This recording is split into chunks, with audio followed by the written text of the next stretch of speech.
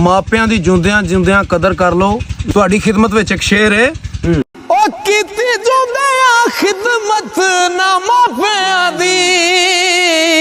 ਮੋਇਆ Tong ਰਚਾਉਣ ਦਾ ਕੀ ਫਾਇਦਾ, ਪਹਿਲੇ ਕੋਲ ਬਹਿ ਕੇ ਦੁਖੜਾ ਫੋਲਿਆ ਨਹੀਂ,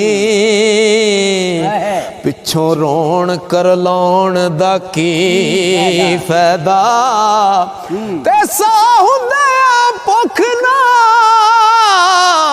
ਉਹ ਪਿਆਸ ਪੁੱਛੀ,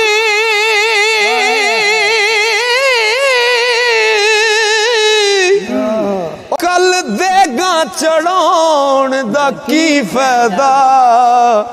ਤਸੱਦੁਕ ਜਿਹਦੇ ਤੇ ਮਾਪੇ ਨਾ ਰਾਜ਼ੀ ਹੋਵਣ,